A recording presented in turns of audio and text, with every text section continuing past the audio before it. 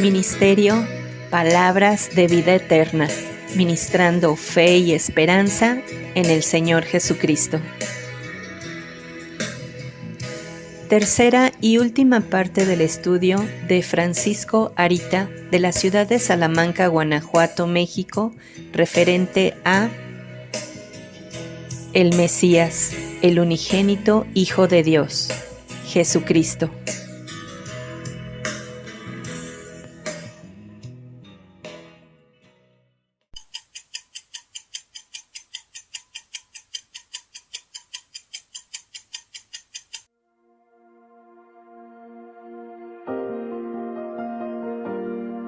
No fueron tanto los azotes y esputos que recibió. No fue el dolor físico de esos golpes y mojicones que desfiguraron su rostro, ni tampoco esas manos deleznables que le arrancaron la barba a tirones. Eso no fue lo peor. De hecho, eso y más recibió con gozo, menospreciando la vergüenza y cumpliendo la voluntad de nuestro Padre. Lo peor fue cuando él recibió en sí mismo la ira de Dios, la eterna ira que Dios despliega sobre quienes osadamente rechazan a Cristo, aún a pesar de toda la evidencia que existe de Él como el Mesías Salvador y Libertador. ¿Quién es Jesucristo? Entonces Él les dice: ¿y vosotros, quién decís que soy yo? Y respondiendo Pedro le dice: tú eres el Cristo. Evangelio según San Marcos, capítulo 8, versículo 29. Los judíos pensaban que el Mesías vendría como un guerrero libertador invencible que con una fuerza sobrehumana, como una especie de Sansón, los libraría del imperio romano. No entendían todavía que la esclavitud que Cristo vino a quitar no era física precisamente. Pero he aquí el ungido de Dios diciendo: convenía que el Hijo del Hombre padeciese mucho, y ser reprobado de los ancianos y de los príncipes de los sacerdotes y de los escribas, y ser muerto y resucitar después de 3 días. Y claramente decía esta palabra. Sabemos que nuestro Señor, hasta las comas en sus dichos, tenían una intención muy clara de revelarnos algo importante. Pudo haber dicho que el Hijo del Hombre iba a padecer y a morir y resucitar al 3er día. No dijo eso exactamente. Leamos nuevamente. Convenía, miren esa palabra, convenía que el Hijo del Hombre padeciese mucho y ser reprobado de los ancianos y de los príncipes de los sacerdotes y de los escribas y ser muerto y resucitar después de 3 días. ¿Ven esa palabra tan importante? Convenía que el Hijo del Hombre padeciese mucho. Convenía, era necesario, tenía que hacerse así.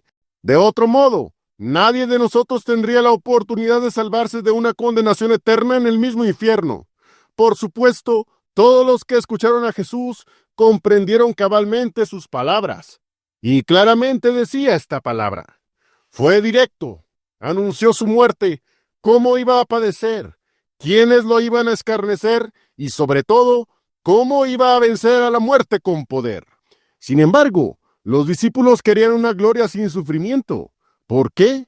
Simple. Si el líder iba a sufrir, ¿qué les esperaría a ellos? No sorprende que Pedro haya vuelto a ser Pedro, el llamado Simón, hijo de Jonás, y de una manera torpemente temeraria, hizo lo que a la distancia todos vemos como impensable, pero a la vez, en ese momento, todos hubiéramos hecho lo mismo. Entonces Pedro le tomó y le comenzó a reprender. ¿Hubiéramos hecho lo mismo? ¿Pero qué estoy diciendo? Lo hemos hecho ya, pues teniéndolo todo con Cristo nos quejamos con descontento de nuestra situación, que a los ojos de cualquiera puede ser sufrida en extremo, y no voy a minimizar el hecho. Pero Él sufrió los dolores del infierno en su propio cuerpo para que nosotros ya no sufriéramos el dolor más grande que un hombre puede experimentar, el hervor de fuego que devora a los adversarios de Dios. No fueron tanto los azotes y esputos que recibió. No fue el dolor físico de esos golpes y mojicones que desfiguraron su rostro, ni tampoco esas manos deleznables que le arrancaron la barba a tirones. Eso no fue lo peor. De hecho, eso y más recibió con gozo, menospreciando la vergüenza y cumpliendo la voluntad de nuestro Padre. Lo peor fue cuando Él recibió en sí mismo la ira de Dios, la eterna ira que Dios despliega sobre quienes osadamente rechazan a Cristo, aun a pesar de toda la evidencia que existe de Él como el Mesías Salvador y Libertador. Pero Pedro lo quiere reprender poniendo los mismos argumentos que Satanás al tentarlo en el desierto. ¿No nos damos cuenta que no es la honra de los hombres lo que importa? Evangelio según San Marcos 8:33. Y él, volviéndose y mirando a sus discípulos, riñó a Pedro, diciendo: Apártate de mí, Satanás, porque no sabes las cosas que son de Dios, sino las que son de los hombres. A la más sublime declaración que Pedro expresó en su vida, le siguió la más tristemente célebre acción contra Cristo, pues pensaba más en los hombres que en lo de Dios. Llegar a la gloria sin sufrimiento es diabólico si lo entendemos bien de esta enseñanza del mismo Cristo. Por esto, el Evangelio de la prosperidad, además de ser falso, es engendrado en la misma mente de Satanás, y nuestro Cristo la desecha peor que una basura.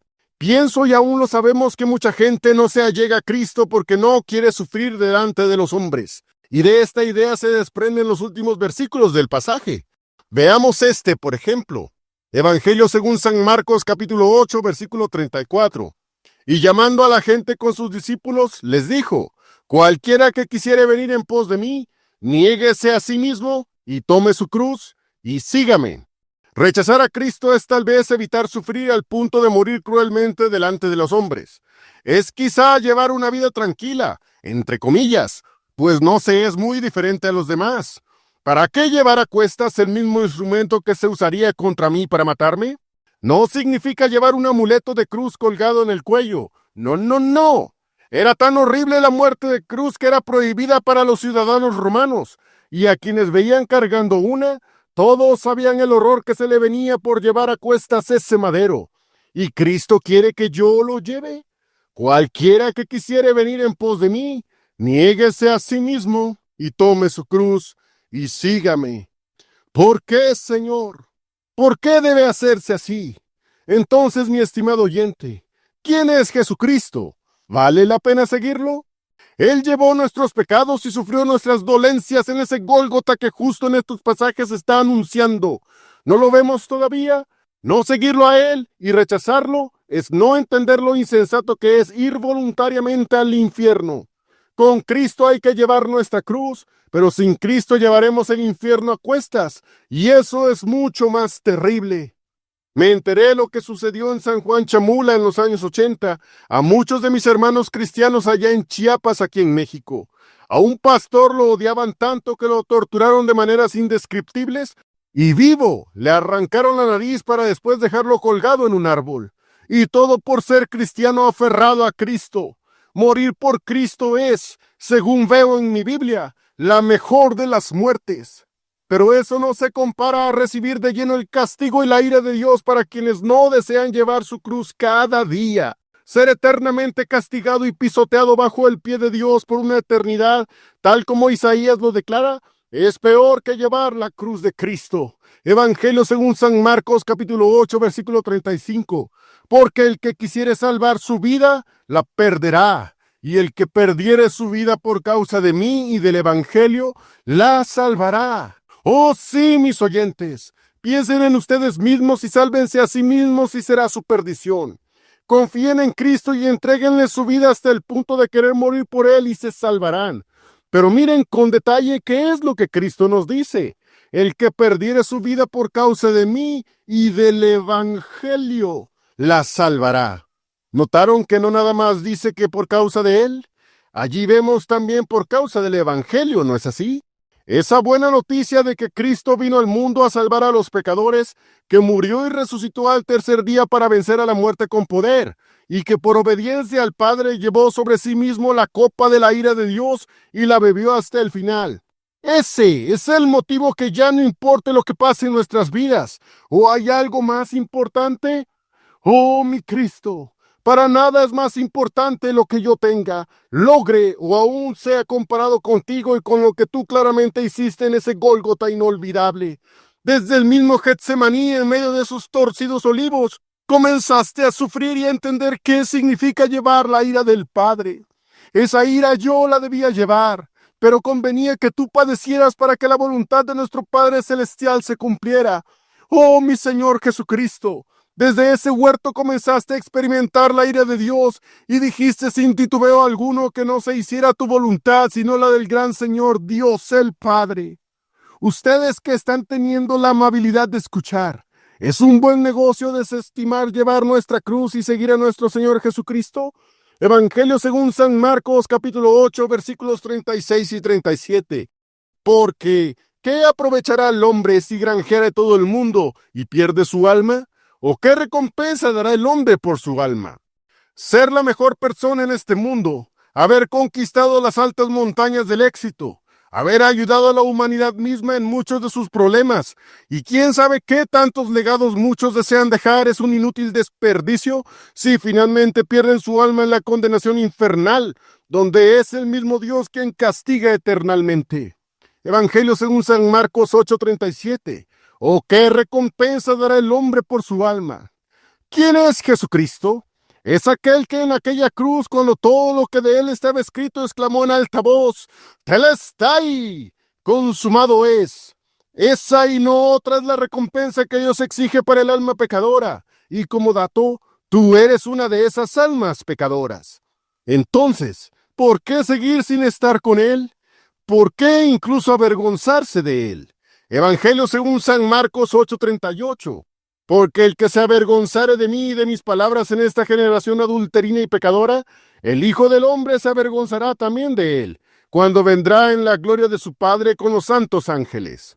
Después de saber quién es Jesucristo, avergonzarse de él es irracional.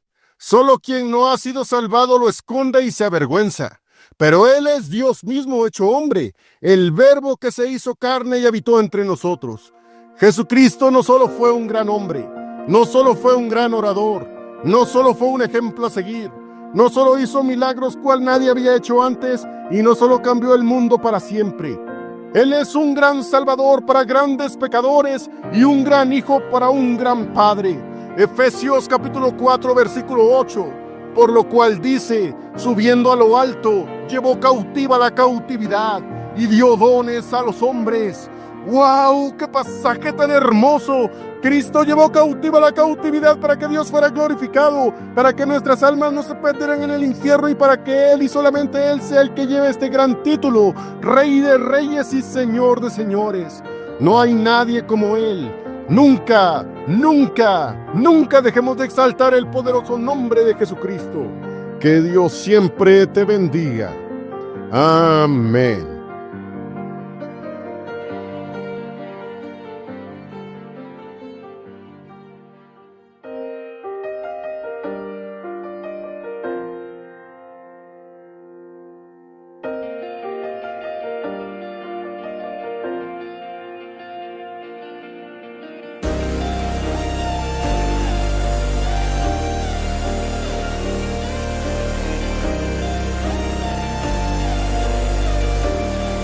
Amén. Perfecta fue la decisión de entregarte mi corazón. Perfecto amor el que me diste y no viste mi condición. Perfectamente consumiste el precio por mi perdón. Perfectamente puedo ver que en ti no hay imperfección. Y eres realidad y tu presencia mi necesidad. Agradable y perfecta es para mí tu voluntad. Si en el cielo adoran la hermosura de tu santidad, ¿quién soy yo para no hacerlo en espíritu y verdad? Omnipotente estrella de la mañana, resplandeciente en mi vida es evidente que eres más que suficiente. Fuente de vida abundante, con mi alma y mi mente quiero brindarte ofrenda de olor fragante. No es emoción levantar mis manos y exaltarte, es la convicción, descubrí que nací para adorarte y servirte. Y no tienes que hacer nada pues ya lo hiciste, solo permíteme postrarme y decirte que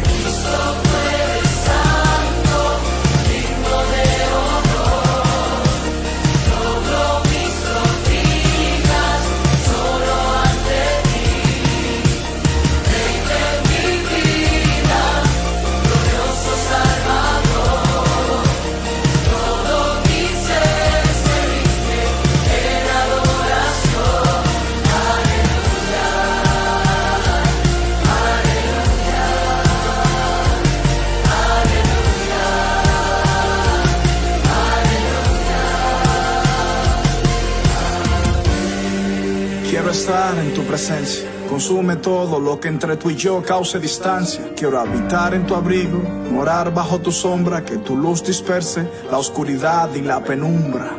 Voy a tomar mi cruz, voy a servirte. No hay otro norte más seguro que seguirte. Quiero bendecirte, amarte, adorarte, agradarte, obedecerte y cada día repetirte que eres santo, santo, santísimo. A ti mi canto, me has dado tanto con tan solo tocar tu manto. Eres mi ayuda y mi sustento, has cambiado mi lamento en alegría y baile en vez de llanto.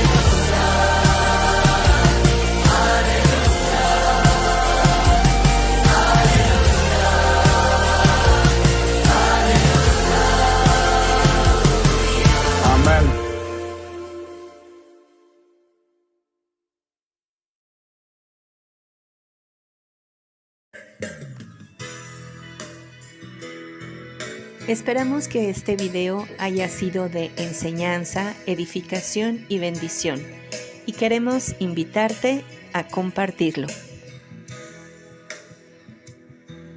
Ministerio Palabras de Vida Eterna, ministrando fe y esperanza en el Señor Jesucristo.